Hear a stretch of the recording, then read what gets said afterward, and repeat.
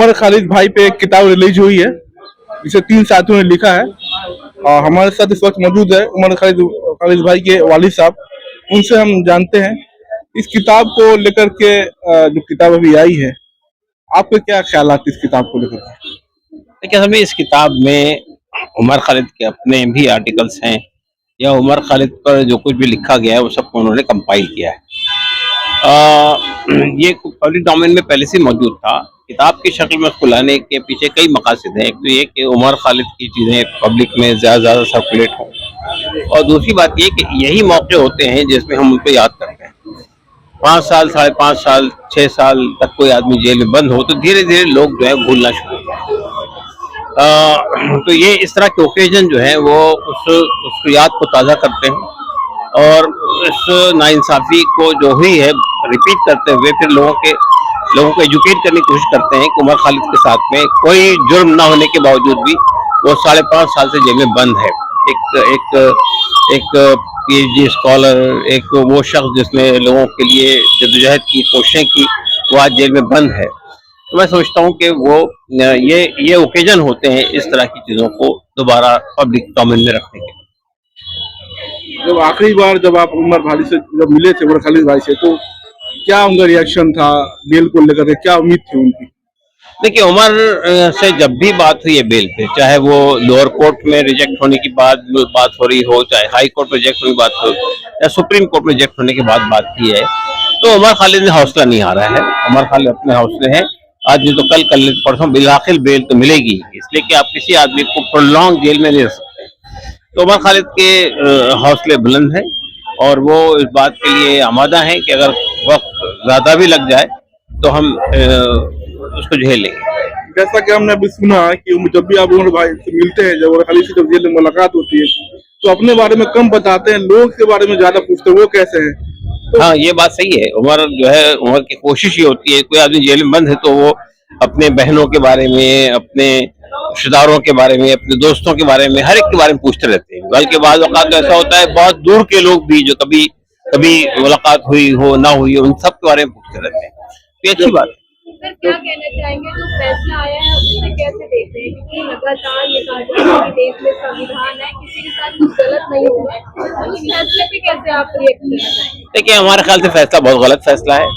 ये supreme court से में जो ये बाइफर्केशन किया है कि ये लोग आइडियोलॉजिकल आर्किटेक्ट हैं, बाकी लोग फॉलोअर्स हैं, ये किस बुनियाद पे किया है? एफआईआर में तो कहीं इस तरह का बाइफर्केशन नहीं है।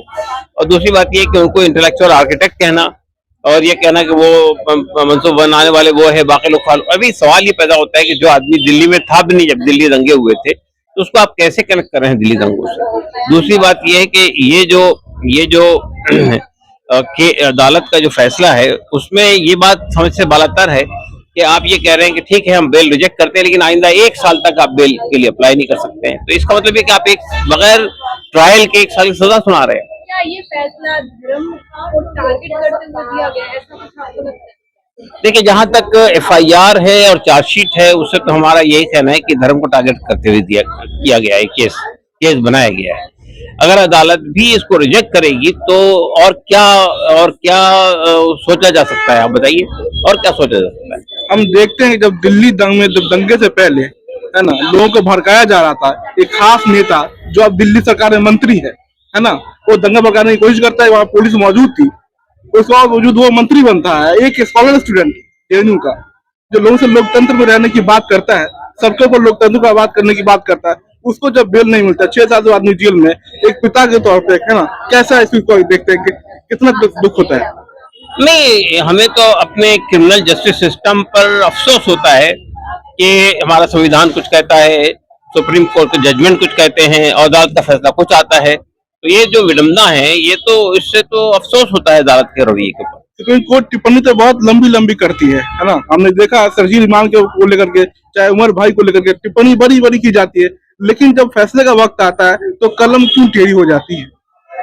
तो ये तो आपको सवाल उनसे ही करना चाहिए कि आप जब फैसला देने का वक्त आता है तो संविधान एक तरफ रह जाता है, सुप्रीम कोर्ट के फैसले एक तरफ रह जाते हैं, और आपका फैसला बिल्कुल अलग जाता है रुख में। एक आखिरी सवाल कि 1 साल का वक्त दिया गया है, क्या इस 1 साल तक इंतजार करेंगे या कोई और तरीका भी है जिससे उमर खालिद को बाहर निकाला जा सके, कोई किसी तरह का मूवमेंट? देखिए, हमने ये तय किया है कि हम इसको रिव्यू पिटीशन में जाएंगे। रिव्यू पिटीशन रिजेक्ट होगा तो क्यूरेटिव पिटीशन में जाएंगे। लेकिन बहरहाल आप जानते हैं कि ये इस फैसला आने के बाद इसको जितना क्रिटिसाइज हुआ है पब्लिक डोमेन में, बड़े बड़े बुद्धिजीवियों ने, बड़े बड़े लीगल एक्सपर्ट्स ने इस पर अपनी राय दी है।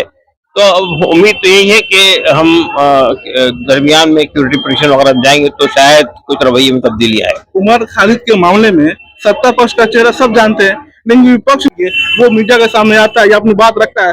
उमर के मामले में, इनजस्टिस के मामले में चुप क्यों है?